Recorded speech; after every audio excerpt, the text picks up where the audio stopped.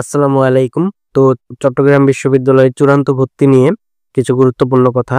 যে নোটিশটা দিয়ে দিয়েছে, তবে বিশ্ববিদ্যালয়ের ওয়েবসাইটে সরাসরি প্রকাশ করেনি। তবে এই যে দেখো তোমরা, চট্টগ্রাম বিশ্ববিদ্যালয়ে মানে তোমাদের আইসিটি সেল থেকে এটা ছবি তোলা।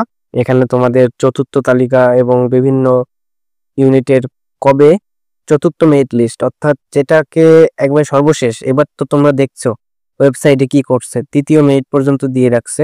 তো খালি থাকা সাপেক্ষে তোমাদের এখানে 25 জুনে A+D ইউনিট ও D1 উপ ইউনিটের মানে ফলাফলটা দিবে, এবং বি ও সি এবং B1 ও B2 ইউনিটের 26 জুন 2025-এ তোমাদের এই তালিকাটা দিবে।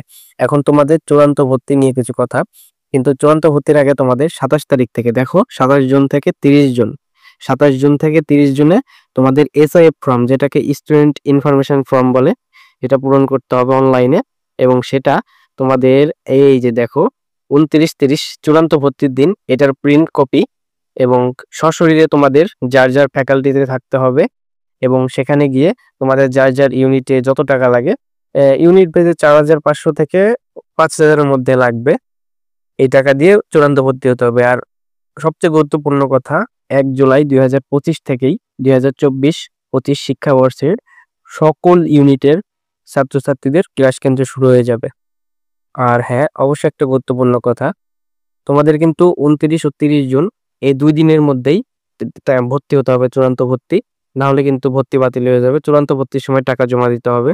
সেটা তোমাদের ব্যাংকের অগ্রণী ব্যাংক আছে শাখা চট্টগ্রাম বিশ্ববিদ্যালয়ের, institute, dean office, ICT cell বা হিসাব নিয়ন্ত্রক দপ্তরেও দিতে পারবা। তো এখানে তোমাদের একটা জিনিস খেয়াল রাখতে হবে, SIF ফর্মটা সুন্দরভাবে পূরণ করতে হবে, নির্ভুলভাবে, এবং এটার প্রিন্ট কপি এবং বাকি যে কাগজপত্র যারা ফটোকপি দিয়েছিল SSC এবং HSC সার্টিফিকেটের, তো এখন তোমাদের ওইটার মেইনটা লাগবে, মেইন কপি, হ্যাঁ মনে রাখবে। আর তোমাদের চূড়ান্ত ভর্তি সশরীরেই হতে হবে, গিয়ে সশরীরেই চূড়ান্ত ভর্তিটা হতে হবে। এরপরে তোমাদের আরেকটা জিনিস দেখো, তোমাদের মাইগ্রেশন, এই যে তৃতীয় পর্যায়ে যে মাইগ্রেশনটা, এটা আগে যারা সাবজেক্ট পেয়েছিলে তারা কিন্তু আর পাবে না। এখন যারা পরে তৃতীয় কল ডে যাদের সাবজেক্ট এসেছিল তারাই কিন্তু এই মাইগ্রেশনের সাবজেক্ট পাবে। তো তোমাদের মাইগ্রেশন হওয়ার পরে যারা অন রেখেছো আর যারা পছন্দের সাবজেক্ট পেয়ে গেছো তারা তো অফ করতে হবে, যাদের ইচ্ছা। আর চূড়ান্ত ভর্তির মাধ্যমেই এই 30 জুনেই সকল কার্যক্রম শেষ হয়ে যাবে। কিন্তু যাদের মাইগ্রেশন অন থাকবে তাদের কিন্তু ক্লাস শুরু হওয়ার পরেও মাইগ্রেশন হবে। তো মাইগ্রেশনের ব্যাপারে খুব সাবধান।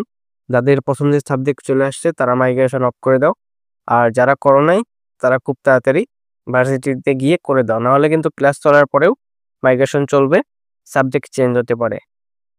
তো এই ছিল চট্টগ্রাম বিশ্ববিদ্যালয়ের চূড়ান্ত ভর্তি নিয়ে কিছু কথা। সবাই সম্পূর্ণ ভিডিওটা দেখে থাকলে চ্যানেলটা সাবস্ক্রাইব করে দাও, আরো অন্যান্য তথ্য পেয়ে যাবে।